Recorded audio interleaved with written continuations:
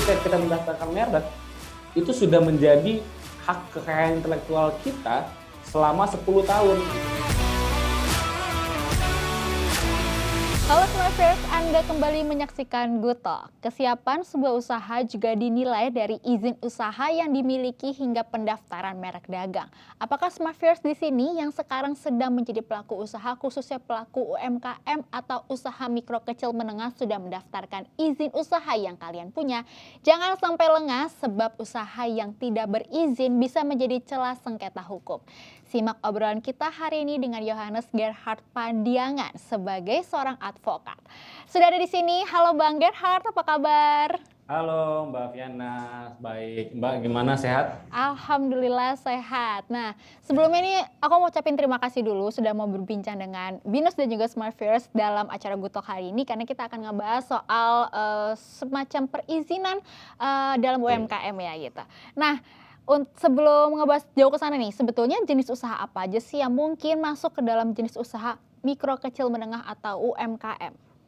Oke, Mbak Viana. Jadi memang jenis usaha UMKM itu sering kita lihat ya di kehidupan atau aktivitas-aktivitas sehari-hari kita. Kayak misalkan kita lagi di jalan, ada yang ngeliat ada warung, atau di sekitaran komplek rumah kita ada warung. Itulah sebenarnya UMKM. Apa sih UMKM? UMKM itu kan singkatan ya dari usaha mikro, kecil, dan menengah gitu. Nah, saat ini memang pemerintah di era pandemi ini lagi menggadang-gadangkan program tentang UMK gitu. Saat ini memang dulu UMKM ya, tapi sekarang lebih fokusnya ke UMK-nya ini, usaha mikro dan kecil. Jadi ada jenis usahanya itu dibagi dua utama klasifikasinya. Yang pertama dari modal dan juga penjualan tahunannya. Jadi kalau modal itu apa sih yang dibilang usaha mikro gitu ya?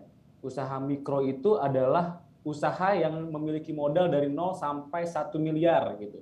Itu jadi dibilang usaha mikro tuh dengan modal segitu. Apa yang dibilang dengan usaha kecil? Usaha kecil itu yang dari 1 miliar sampai 5 miliar modalnya. Nah, itulah yang dibilang usaha kecil. Nah, yang menengah itu 5 sampai 10 miliar. Nah, yang besar itu 10 miliar ke atas. Nah, pemerintah saat ini memang sedang menggadang-gadangkan program mengenai UMK, usaha mikro dan kecil. Jadi yang dimasuk dalam itu yang memiliki modal 0 sampai 5 miliar, itulah yang dimasuk dengan UMK gitu. Itu modalnya tidak termasuk tanah dan bangunan, nggak dihitung gitu. Jadi memang modal usahanya aja yang segitu. Nah, itu klasifikasi pertama. Klasifikasi kedua yaitu dari gross atau penjualan tahunan. Yang disebut dengan usaha mikro itu maksimal penjualan tahunannya itu sebesar 2 miliar. Nah, usaha kecil itu yang dimasuk usaha kecil itu 2 sampai 5 miliar pendapatan tahunannya. Itu. Nah, menengah itu 15 miliar sampai 50 miliar pendapatan tahunannya. Nah, jadi utamanya ada dua klasifikasi itu yang dibilang UMKM itu. Apa sih UMKM kan? Nah, yang ketiga ada tambahan satu lagi. Saat ini kan juga ada OSS RBA yang baru ya. Itu dilihat dari KBLI, yaitu klasifikasi baku lapangan usaha Indonesia. Nah, itu ada beberapa memang jenis-jenis usaha, misalnya konstruksi, pertambangan. Nah, itu dia minimal kecil ke atas. Jadi mikro nggak bisa tuh. Nah, jadi minimal modal untuk melakukan kegiatan usaha konstruksi itu 1 miliar. Gitu. Jadi memang ketika kita memang melihat di sekitar kita banyak misalkan pedagang-pedagang, dan itu misalkan warung ataupun bahkan gerobakan itu ya, atau di tenda, itu juga masuk ke dalam usaha mikro gitu kan. Kalau memang modalnya dia di bawah 1 M gitu kan. Nah, itulah yang namanya UMKM. Tapi syarat utamanya yang pasti harus PMDN atau penanaman modal dalam negeri atau produksi di dalam negeri gitu. Jadi memang kalau dia ada pemodalan asing itu nggak bisa masuk UMKM, karena asing itu wajib mensetor modal itu 10 miliar, yaitu di mana masuknya usaha besar. Jadi memang UMKM ini memang untuk rakyat ya istilahnya ya, sangat merakyat lah UMKM ini. Jadi seluruh aspek masyarakat saat ini memang bisa untuk membuat usaha. Ya dulu kan gini, PT itu dulu kan 50 juta minimal modal ya. Tapi sekarang udah enggak gitu. sekarang Oke. kita pelaku usaha misalnya dengan modal 5 juta pun juga sudah bisa gitu Oke, oke. sebagai pelaku usaha UMK gitu. Khususnya UMK ya tadi yang Iya, saya iya. bilang ya. Mhm, mhm, mhm. Oke, oke. Nah, kalau di Indonesia sendiri, apakah pelaku UMKM ini sudah dilindungi oleh sebuah regulasi? Iya, saat ini memang regulasi-regulasinya sudah ada ya, terutama kemarin itu kita ada lihat di Undang-Undang Cipta Kerja ya, Undang-Undang 11 tahun 2020 yang di mana itu dengan sistem Omnibus Law yang merubah beberapa undang-undang. Nah, salah satunya juga tentang PT ya, atau tentang kegiatan usaha yang diturunkan lagi dalam peraturan pemerintah. Nah, untuk UMKM sendiri, peraturan pemerintahnya ada di Peraturan Pemerintah Nomor 7 Tahun 2021. Nah, itu tentang koperasi dan UMKM. Nah, dan juga ada peraturan pemerintah lainnya, contohnya PP Nomor 8 Tahun 2021 tentang perseroan perorangan dan lain-lain. Tapi core-nya atau intinya itu ada di PP 7 tahun 2021, Peraturan Pemerintah Nomor 7 tahun 2021 tentang koperasi dan UMKM. Itu menjelaskan semua tuh, kayak tadi saya bilang mikro itu modalnya minimal 0 sampai 1 miliar, kecil 1 sampai 5 miliar, itu memang semua dijelaskan di Peraturan Pemerintah Nomor 7 tahun 2021 itu. Dan semuanya lah, dari perlindungan hukumnya, dari fasilitas apa yang diberikan oleh negara, itu semua diatur di PP Nomor 7 tahun 2021 gitu, Mbak Fiana. Oke, berarti saat ini UMKM itu sudah ada regulasinya ya, dalam Udah, daftar undang-undangnya sendiri bahkan sudah ada gitu ya. Nah, ya, berarti apakah memang pendaftaran izin UMKM itu sangatlah penting dan mengapa itu sangat penting, Bang? iya penting. Kalau dibilang penting, sangat penting ya memang. Karena apa? Karena yang tadi saya bilang di awal, pemerintah sedang mendukung atau menggadang-gadangkan program perihal UMKM ini. Jadi banyak fasilitas-fasilitas yang diberikan oleh pemerintah di dalam kegiatan UMK ini. Contohnya misalnya dalam kredit permodalan. Jadi ada beberapa bank itu yang memang mengadakan KUR, kredit usaha rakyat gitu. Atau misalkan pemerintah menyediakan infrastruktur kayak tempat usaha disediakan oleh pemerintah, lalu ada tempat-tempat untuk periklanan disediakan oleh pemerintah untuk UMK gitu ya, pendidikan dan pelatihan untuk sumber daya manusianya sendiri di UMK itu memang diatur di situ. Nah, gimana sih kita cara dapatnya? Ya dengan legalitas gitu loh. Legalitas itu memang diperlukan untuk apa? Untuk pendataan, untuk bagaimana pemerintah bisa kita tahu kamu bikin usaha atau enggak gitu kan? Mana legalitasnya itu? Nah, itu pertama. Dan yang kedua, bahkan nih ini juga cukup penting ya menurut saya. Saat ini di PP nomor 7 tahun 2021 itu juga pengadaan barang dan jasa di tataran pemerintah pusat atau Pemda ini perlu digarisbawahi ini.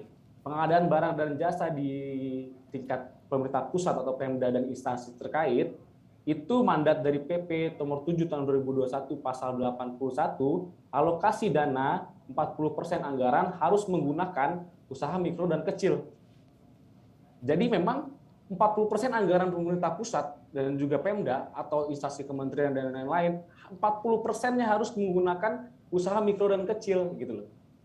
Jadi memang usaha mikro dan kecil diberikan tempat khusus gitu untuk pengadaan barang dan jasa khususnya di pemerintahan gitu. Jadi ya kembali lagi, bagaimana sih kita bisa dapatkan itu? Ya dengan legalitas Oke. gitu. Oke, Ini oke, dengan oke. hukumnya terlindungi, jelas gitu kan, terdata dan lain-lain seperti itu.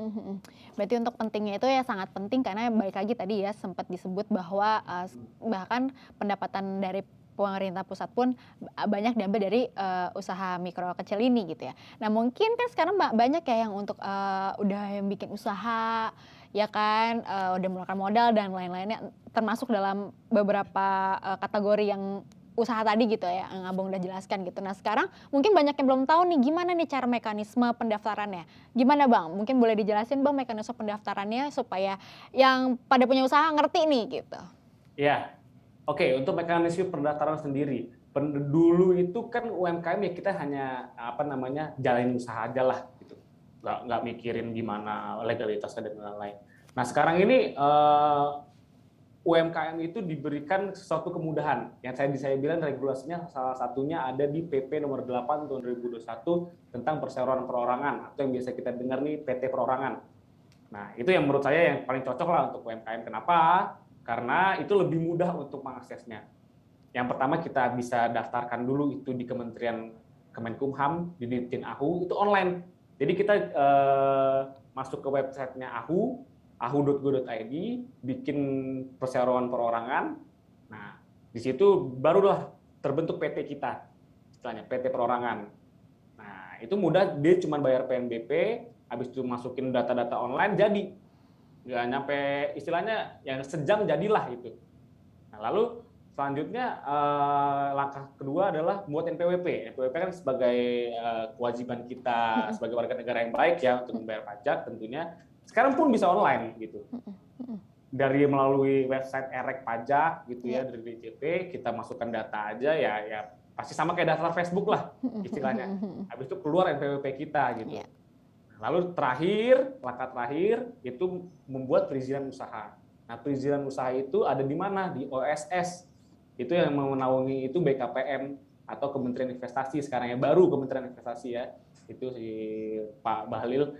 Nah, itu jadi sekarang mudah semuanya melalui online. Jadi kita tinggal di rumah membuat itu, yang kita perlu persiapkan yaitu hanya pasti modal dan lain-lain, juga KTP NPWP. Jadi tinggal kita submit aja, ya sama nggak beda jauh sama bikin Facebook, bikin IG gitu. Jadi udah tinggal jalan usahanya. Nah, kenapa sekarang saya bilang mudah? Dulu itu kan kita harus ngurus TDP ya, daftar perusahaan, izin lokasi dan lain-lain. Nah, saat ini melalui OSS itu ada perizinan tunggal. Nah, perizinan tunggal itu hanya apa? Hanya NIB saja, itu sudah mencakup semuanya, gitu. Jadi ketika kita sudah daftar NIB di OSS keluar NIB, nah kita sudah bisa melakukan kegiatan usaha legal dan sah gitu. Jadi itulah yang kenapa sekarang mudah gitu ya, semuanya online. Jadi ketika sudah keluar cetakan tersebut kita bisa melakukan kegiatan usaha gitu kan. Ada juga dibagi 3 ya, ada yang rendah, menengah dan tinggi resiko usahanya gitu. Kalau memang usahanya diklasifikasikan rendah gitu, cukup NIB saja. Tapi kalau misalkan dia menengah, ada NIB dan sertifikat standar, itu langsung keluar di OSS hari itu juga, gitu loh. Jadi kita nggak perlu nunggu-nunggu datang ke kecamatan lagi, datang ke kelurahan lagi, gitu, ke RT lagi. Memang semuanya online, memang udah mudah mekanismenya. Jadi pertama kita dari AHU, Kementerian Kemenkumham, mendaftarkan PT kita, lalu kita mendaftarkan NPWP kita di DJP, pajak, nggak perlu datang ke KPP, dari komputer aja bisa. Lalu terakhir ke BKPM atau OSS gitu kan, kita bikin perizinan tunggal usaha kita seperti itu. Oke, berarti kan udah sangat dimudahkan Sangat. dengan sistem online ini ya gitu ya. Tapi apa aja sih mungkin yang perlu dipersiapkan dan atau apa yang perlu diperhatikan untuk pendaftaran usaha ini? Oke, pendaftaran usaha ini yang pasti yang pertama harus kita cocokkan KBLI ya, yang tadi saya bilang di awal, klasifikasi baku lapangan usaha Indonesia. Nah, itu memang harus kita cocokkan dengan bidang kegiatan usaha kita gitu loh. Jangan sampai salah itu, karena nanti ketika kita mau mendaftarkan perizinan yang lainnya itu agak susah ketika kita salah masukin KBLI di awal gitu kan. Nah, yang kedua itu KTP dan NPWP, harus dipastikan KTP kita itu memang sudah terdaftar dan juga datanya sudah ada di Dukcapil Pusat gitu kan. Karena sistemnya online sekarang, ketika memang itu belum terdaftar atau belum ada data kita di Dukcapil Pusat, itu kita nggak bisa gitu kan. Udah integrasi online, jadi kita nggak bisa lanjut gitu. Harus kita pastikan dulu itu. Dan yang kedua, yang terakhir itu NPWP. NPWP kita memang harus aktif gitu. Jadi kalau yang belum lapor SPT, coba laporin dulu lah biar aktif itu kan, ya efektif gitu. Jadi itu aja sih, memang KBLI-nya memang harus tepat. Yang kedua, KTP dan NPWP atau identitas diri kita itu tetap aktif dan juga ada datanya seperti itu. Oke, itu kan tadi kan kita ngebahasnya lebih ke UMKM-nya ya, atau UMK gitu, untuk regulasi perizinan dan lain-lainnya. Nah, bagaimana nih misalnya bagaimana dengan pendaftaran merek dagang gitu? Karena kan banyak ya kita dengar kasus ya kalau misalnya merek dagang nih nama-namanya mirip nih, kok jadi kasus gitu. Pandangan Abang sendiri gimana nih, Bang? Iya, merek dagang itu penting sih ya, penting sekali. Apalagi bagi para produsen ya, yang memproduksi barang gitu dan lain-lain. Nah, itu kenapa? Karena memang yang kita dengar ya Mbak ya, saat ini banyak juga lagi hits juga di medsos tentang dua produk yang sama dengan merek yang mirip Ya, gitu kan. betul. Nah, dan dramanya banyak pula kan. Nah, makanya itu kita menghindari hal tersebut. Dari awal memang kita harus mendaftarkan merek dagang kita atau merek jasa kita gitu kan. Nah, itu gimana tentang perlindungannya. Jadi ketika kita mendaftarkan merek, itu sudah menjadi hak kekayaan intelektual kita selama 10 tahun gitu loh. Jadi memang 10 tahun itu merek tersebut milik kita atau milik perusahaan. Jadi tergantung kita mau mendaftarkan itu nama kita sendiri atau perusahaan kita gitu, atau usaha kita gitu kan PT tadi. Nah, memang dan ketika pendaftaran merek itu memang juga harus diperhatikan sesuai dengan ketentuan undang-undang ya, Undang-Undang Nomor 20 tahun 2016 gitu tentang undang-undang merek, yaitu kayak misalkan gini, Mbak daftarin minuman air mineral gitu ya, mereknya namanya air, nah itu nggak boleh. Jadi nggak boleh mendefinisikan apa itu yang kita jual gitu kan. Atau misalkan kita menggunakan pernah ada salah satu saya baca ya di internet di medsos itu artis menggunakan kata kopi dan mentol lalu disingkat gitu. Itu juga nggak boleh tuh. Karena itu kalau kopi dan mentol disingkat itu kan jadi bahasanya agak tidak sesuai dengan norma kita ya. Betul, itu juga nggak boleh didaftarkan. Itu pasti ditolak sama DJKI gitu. Memang penting karena juga saya pernah pengalaman klien saya kafe udah produksi istilahnya namanya udah cukup terkenal, lalu udah banyak dia cetak di cupnya itu mereknya dia. Ternyata ketika mau saya daftarkan sudah ada mereknya gitu kan. Nah, jadi udah banyak tuh dia keluar modal untuk itu harus ganti lagi. Iya. Harus ganti lagi karena memang udah ada yang pakai merek dia gitu. Itu pentingnya gitu sih untuk di pendaftaran merek dagang ya atau merek jasa. Nah, kalau untuk mekanismenya untuk pendaftaran merek dagang ini seperti apa, Bang? Nah, ini juga mudah. Sekarang memang online semua ya. Dari DJKI kalau ini, Direktorat Jenderal Kekayaan Intelektual atau website-nya dgip.go.id itu kita bisa daftar sendiri ataupun melalui konsultan haki gitu. Nah, kalau memang itu online juga kita harus yang pasti bikin akun untuk kita atau perusahaan kita, lalu kita daftarkan di situ sama seperti isi Facebook, isi data diri, alamat, lalu kita upload logo kita atau merek kita yang mau kita patenkan gitu atau kita hak kita gitu kayak intelektual kita. Nah, itu setelah itu akan masuk. Nah, ini agak panjang. Dari situ keluar sertifikat merek, pendaftaran sampai sertifikat itu estimasinya kira-kira 9 sampai 12 bulan. Wow. Karena ada namanya pemeriksaan dari awal ini ketika kita daftar merek, pemeriksaan tahap formalitas. Tahap formalitas itu apa? Tahap formalitas itu gini. Dari kita daftarin, DJKI umumin nih berita resmi merek di website dia bahwasannya ini loh ada orang yang mau mendaftarkan merek ini. Nah, jadi ketika kita masyarakat ngelihat itu, ada nggak ya yang mirip sama merek gua gitu, merek saya. Nah, ketika ada yang mirip, kita bisa ajuin itu, melakukan sanggahan. Ini merek miripnya sama merek saya. Gitu. Nah, itu tahap formalitas. Nah, kalau kita lolos dari situ, masuk ke tahap substansif. Tahap substansif itu siapa yang meriksa? Itu pemeriksa DJKI-nya atau Direktorat Jenderal Kekayaan Intelektual. Dari pemeriksa itu dilihat apakah dia memenuhi ketentuan undang-undang, apakah dia ada kemiripan dengan merek lain yang sudah terdaftar, dan lain-lain. Nah, itu. Lalu selanjutnya baru tahap pencetakan penerbitan sertifikat merek. Kalau ini lolos juga ya, gitu ya. Itu sertifikat merek. Itu 9 sampai 12 bulan kalau lancar. Tapi kan di sini nanti tadi saya bilang ada sanggahan. Apakah ada sanggahan apa enggak? Kalau ada sanggahan kita harus jawab, gitu kan? Nah, substansif ketika ada usul tolak, katanya merek kamu mirip dengan merek ini katanya, kata pemeriksa. Kita harus jawab. Itu kan ada waktu lagi tambahan-tambahan. Gitu. Oke, berarti agak sedikit berbeda ya seperti pendaftaran UMK tadi gitu ya. Bahwa kalau ini mungkin memang benar-benar lebih lebih confidential gitu loh. Maksudnya lebih benar-benar patennya tuh merek tuh berarti lebih karena memang lebih banyak kasusnya.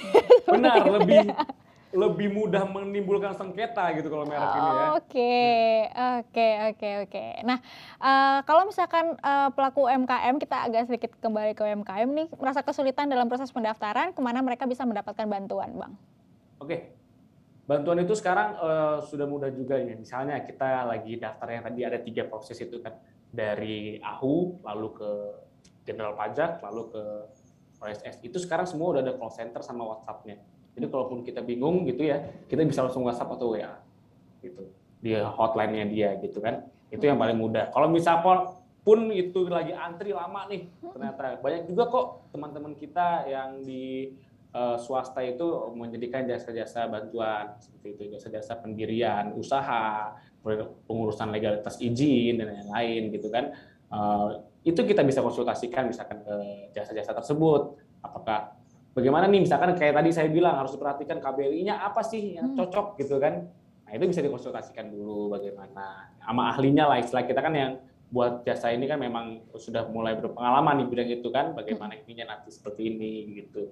Itu juga bisa, ataupun memang mau konsultasi langsung sama kementerian terkait juga boleh gitu, tapi ya kita paham lah banyak juga kan orang yang pengen konsultasi jadi antrinya panjang gitu, kadang-kadang agak lama, makanya ketika pengen kita satset kan sekarang generasi Z milenial ini kan satset ya, jadi emang ya coba mungkin ke orang-orang yang menyediakan jasa tersebut. Oke. Nah, sepengalaman Abang nih, Bang, apa aja sih mungkin bentuk kasus hukum yang timbul akibat pelaku yang tidak mendaftarkan usahanya? Iya, kasus hukum ya. Pasti dalam bisnis itu kayak misalkan sengketa perihal kontrak, kontestasi, perjanjian, atau pasal pembayaran dan lain-lain gitu ya. Atau misalkan kita pinjam ke bank, ada dan lain-lain. Itu kan sengketa, itu menimbulkan sengketa ya. Ataupun ketika kita drop, kita pilot dan lain-lain. Nah, itu juga jadi satu banyak yang banyak yang pusing akibat itu, akibat gak mendaftarkan. Kenapa? Gini. Kenapa saya tadi bilang bahwasannya lebih baik itu ya kita mendaftarkan aja PT perorangan. Karena gini, PT perorangan itu hartanya terpisah dari harta pribadi kita. Gitu. Jadi ketika kita ada masalah, amit-amit, ketika kita ada masalah keuangan, jadi yang pertanggungjawabannya itu pertanggungjawaban PT, gitu, bukan pribadi. Tapi ketika kita melakukan usaha tanpa legalitas, tanpa PT atau tanpa apapun itu, nanti yang pribadi kita atau harta pribadi kita itu juga kena, gitu loh. Itu yang ini sebenarnya yang jadi poinnya ya, jadi poin di legalitas atau pembuatan badan hukum tersebut itu ya itu, karena kita kan berusaha ya untuk jangan sampai yang namanya bisnis kan seuntung-untungnya lah gitu kan, jangan sampai kita ini. Nah itu betternya teman-teman bikin PT karena takutnya ketika ada sengketa dan lain-lain itu masuknya ke pribadi kita. Saya misalkan Yohanes sebagai dituntut gitu kan, tapi kan kalau PT ada PT-nya bisa dituntut gitu. Atau misalkan rugi dipilotkan PT-nya, nah gitu. Bukan sayanya dipilitin, nanti pusing lagi kan gitu. Banyak sengketa situ sih. Oke. Nah sebetulnya kan kalau untuk UMKM ataupun usaha itu kan sebenarnya banyak banget ya Bang ya gitu. Kalau sekarang kan juga namanya jualan itu kan nggak harus Bukalapak, maksudnya punya kios dan lainnya tuh enggak gitu, sekarang bisa dari online gitu ya, Instagram.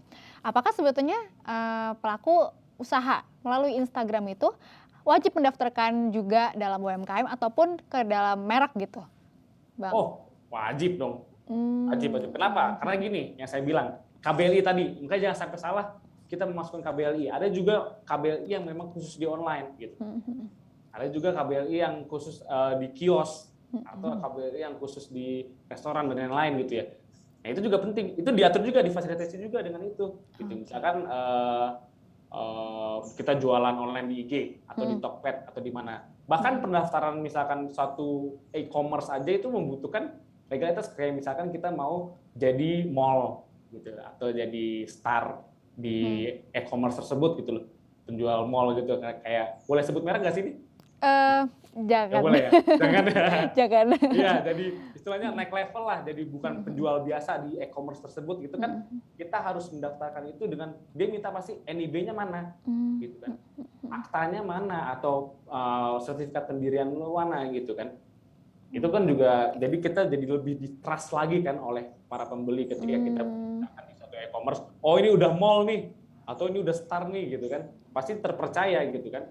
Nah, ketika kita naikin status kita itu di e-commerce, kita membutuhkan legalitas tentunya. Ya kan? Pasti diminta itu. Jadi dari tim legalnya mereka memeriksa, oke ini usaha memang ada dan benar, ya itu akhirnya kita bisa naik status di kepercayaan kita. Dan kedua, merek itu bahkan di online itulah yang sekarang ini banyak merek-merek yang mirip gitu loh. Iya. Oke. Karena gini, karena kalau memang awal-awalnya mirip kan kita nggak terlalu peduli lah gitu ya. Iya. Tapi gimana kalau tiba-tiba besok kita dapat ketiban duren gitu kan? Banyak tiba-tiba pembeli kita. Kita udah mereknya, misalkan merek saya merek Johannes gitu ya, misalnya ya. Terus saya udah banyak pembelinya nih. Terus tiba-tiba ada orang yang mengaku itu merek dia gitu. Tapi dia daftarin duluan. Nah, gitu. iya. Itu kadang-kadang jadi sengketa nanti. Iya. Itu sering terjadi ya. Iya. Ini merek Johannes nih terkenal nih, aku daftarin lah. Tiba-tiba ngaku saya pemilik merek Johannes nih. Itu bahaya itu. Iya. Justru malah yang lebih banyak diakui atau misalkan mungkin banyak dibantunya itu malahan yang sudah terdaftarnya gitu ya, meskipun yang tidak terdaftar ini malah dia pendiri pertamanya gitu ya. Jadi memang sepenting itu ya. Karena kalau merek itu sistemnya first to file, Mbak. Jadi yang pertama kali mendaftarkan itulah pemiliknya gitu. Oke. Nah, nih gimana nih? Sama hak cipta kayak lagu ya. Lagu itu kan hak cipta itu siapa pertama kali penciptanya itu yang diakui. Tapi kalau merek itu first to file, bukan first to declare. Nah itu, makanya kita harus buru-buru tuh ketika kita memang udah menentukan suatu produksi barang atau jasa, ya segeralah daftarkan mereknya, karena takutnya kita kedatangan rezeki banyak, tiba-tiba orang ngeklaim gitu aja kan, banyak juga nih perusahaan besar aja yang baru IPO bisa digugat merek kan gitu. Iya, betul. Nah, kalau misalnya udah kadung nih ya Mas Bang ya, udah kena sengketa nih karena mungkin ketidaktahuan informasi gitu ya, akhirnya jadi kena sengketa, usahanya bermasalah dan lain-lainnya. Gimana langkah pertama yang harus dilakukan oleh pelaku usaha? Oke, langkah pertama gini, kalau dari mandatnya PP 7 nomor 2021 itu juga pemerintah memberikan bantuan hukum. Gitu. Melalui kalau yang implementasinya itu memang di Kementerian Koperasi dan UMKM. Itu ada tuh dia memberikan bantuan hukum, tapi terbatas. Hanya sampai sebatas sampai mediasi, menyiapkan dokumen, dan lain-lain. Tapi kalau sengketanya itu sampai ke pengadilan, atau gimana itu? Nah itu kan yang berhak itu adalah orang yang punya lisensi advokat untuk mendampingi di pengadilan. Nah jadi bisa aja ketika memang teman-teman pelaku usaha ini mengalami sengketa, bisa konsultasi ke sana boleh, ataupun ke perorangan yang mempunyai lisensi advokat, atau ke kantor-kantor hukum LBH gitu kan, yang gratis, ataupun ke perguruan tinggi. Biasanya perguruan tinggi juga ada pos bakum ya, pos bantuan hukumnya tersendiri, misalkan dia punya fakultas hukum gitu. Nah itu juga bisa. Jadi memang pelaku usaha ini nggak perlu takut yang masalah hukum sekarang ya gitu. Karena banyak sekarang bantuan-bantuan hukum memang yang memfasilitasi tersebut gitu. Jadi ya jangan takutlah dari tentang masalah hukum. Kita juga pasti advokat itu juga punya peraturan atau kode etik untuk melakukan pro bono atau bantuan hukum cuma-cuma gitu kan. Jadi memang silakan aja, misalkan mau berkonsultasi atau bagaimana gitu, pasti teman-teman advokat juga pasti terbuka kok gitu. Oke, sebegitu pentingnya ya. Jadi kalau misalnya teman-teman nih smart viewers yang pengen banget nih buka usaha gitu, karena kan memang sekarang kan cuan itu kan bisa dari mana aja ya.